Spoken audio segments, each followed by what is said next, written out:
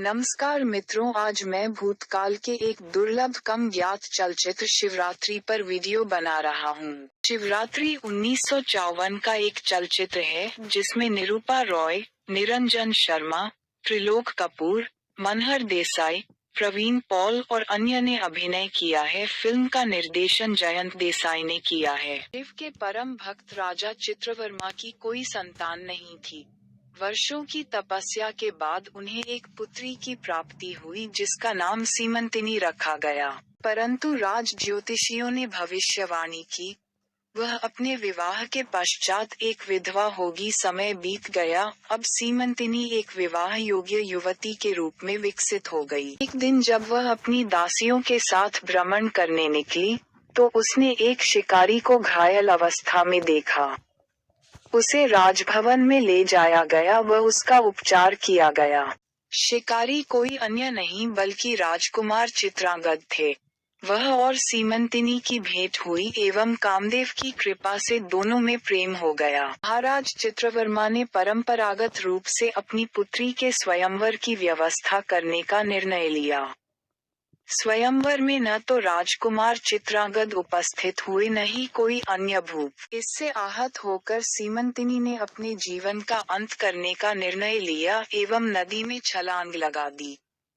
लेकिन मैत्रेय ने उसके प्राणों की रक्षा कर ली। जब सीमंतिनी ने अपनी व्यथा मैत्रेय को सुनाई तो उसने उसे सांत्वना दी और उसे सोम प्रदोष व्रत का पालन करने और शिव की पूजा करने का परामर्श प्रदान किया। सीमंतिनी ने सोम प्रदोष व्रत करने का निश्चय किया।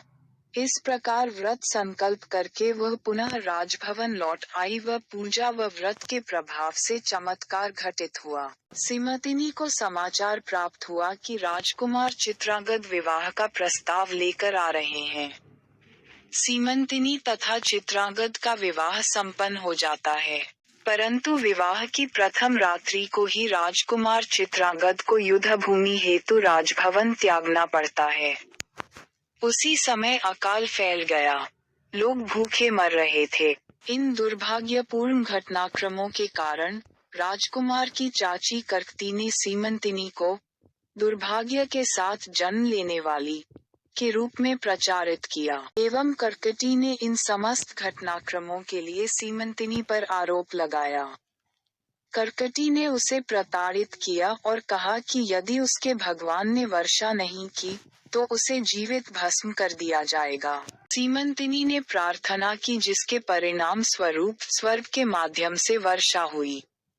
जबकि दूसरी ओर राजकुमार चित्रांगद जो अपने राजभवन पुनः लौट रहा था, नदी में डूब जाता है जो वर्षा के कारण उफान पर थी। लेकिन सीमंतिनी की प्रार्थना के कारण उसकी रक्षा हो जाती है एवं वह नागलोक चला जाता है।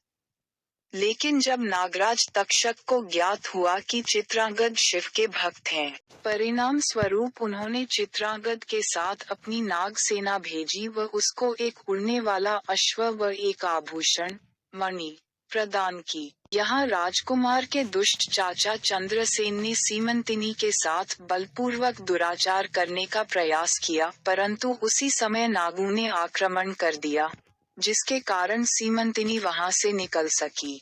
सीमंतिनी ने इससे आहत होकर अपने जीवन को समाप्त करने का निश्चय किया। उसी समय भगवान शंकर स्वयं प्रकट हुए व आकाश की ओर संकेत करते हुए उससे कहा, देखो यहाँ चित्रांगद आ रहा है। तिनी और चित्रांगद की भेंट होती है और सभी जन हर्षोल्लास के साथ शिवरात्रि का पर्व मनाते हैं। वह कथा यही समाप्त होती है। Please subscribe my channel and don't forget to press the bell icon.